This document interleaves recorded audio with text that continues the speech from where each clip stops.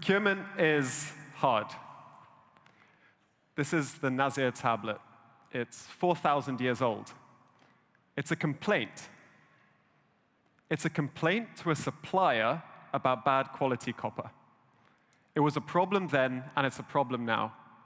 I live the pain with clients at McKinsey, and I know exactly how hard it is. Companies have tens of thousands of suppliers, but data is missing, the digital transformation is behind, and expectations keep rising. Here's what we know for sure. The external world is complex and it's unstable. Master data is never going to be 100% accurate. Actually figuring out what to do and doing it is very labor-intensive. And too often, there's not enough measurable ROI in the software that we buy. Let's take one example. Unmet supplier obligations leak 2% of spend. That's $20 million per billion sourced. Buyers focus so much of their time and energy on finding the best suppliers, onboarding them, negotiating the best deal, but actually making sure that every single term is met in the actual operational reality is too hard. So my co-founder and I looked deeper. He has a PhD in machine learning, and he left OpenAI to solve this with me. We went deep to try to understand what works, what doesn't, what traps exist, and where the easier wins are. Today, Magentic provides a platform of AI agents for procurement. They are focused on helping global manufacturers find and deliver P&L savings.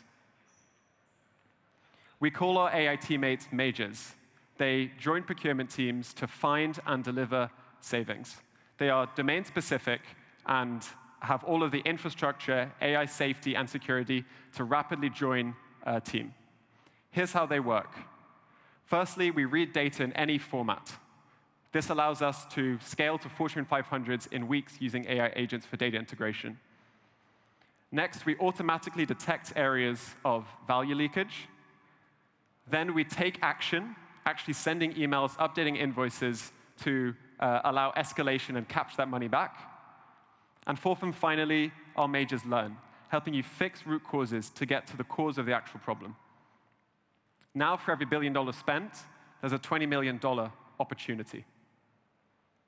We're live with Fortune 500s around the world, covering spend from truck axles to plastic for bottles, and we're growing really fast. Procurement remains hard, but with Magentic, we're finally bringing an end to the era of copper complaints. Thank you to our customers, some of whom are in the room today, for being our earliest believers. And if you'd like to be a future customer, scan this QR code for access to our pages.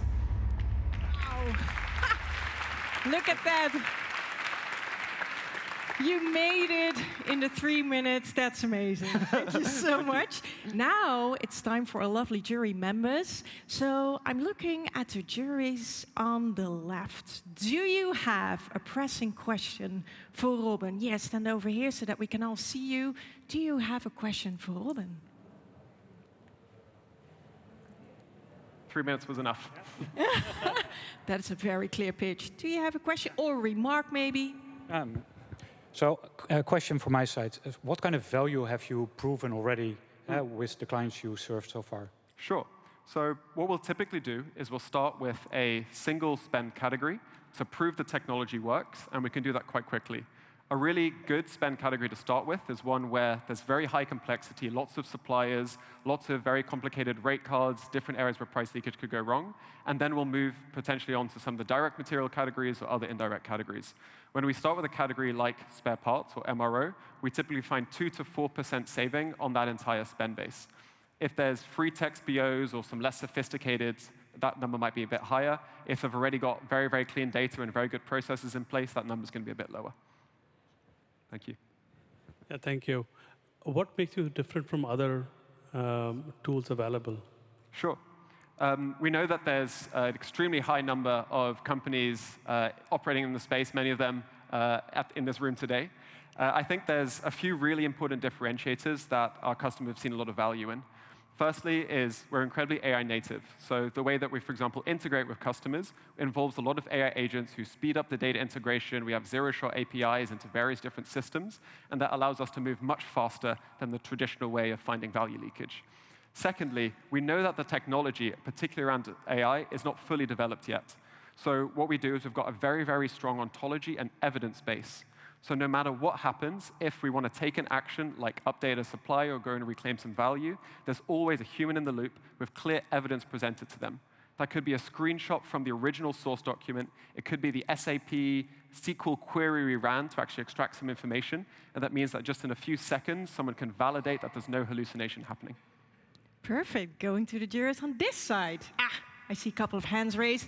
We only have 2.5 minutes left, so yes, go ahead. Hey, Robin. Can you tell us a little bit about your monetization and business model? How are you aligning and ensuring that the incentives are aligned with your customer in terms of savings? Sure, that's a great question. We're very narrowly focused on this finding and then delivering cash value. We don't do so much on things like efficiency or speeding teams up. Obviously, our product does that too. But our North Star metric is realized cash savings in your bank account at the end of the year.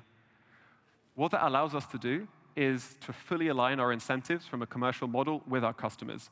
So we charge a percentage of the value realized, not imagined, not potential, actually realized. And we use that to fund the operations. That includes all of the support and infrastructure to fully deploy our solution. Excellent question. We have room for one more question. Go ahead. One question, first of all, excellent presentation. And the question is, you talk about value. Is it in your view only savings, hard savings, or is there any other dimension of value you create for the companies or for your customers? That's a great question. So we see value quite broadly. I mean, let's just take a step back, right? We all read the MIT report a few weeks ago suggesting that 95% of AI pilots are failing. That's quite scary, especially for people in the room today. And I think it's probably because a lot of solutions, a lot of vendors go out and they try to promise everything. We're AI and we're going to magically solve all of your problems.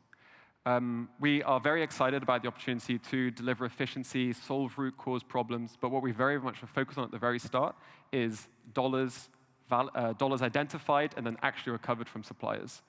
If we start there, then it's a good proof point. We've shown it in a category quite quickly. Usually we try to do that within 6 weeks. That allows a broader expansion. With our broader expansion comes more information about your suppliers. We can bake in extra rules and extra different sources of information so we can go and actually improve your operations as well. But we always see that as the second step after we've paid for our right to be there.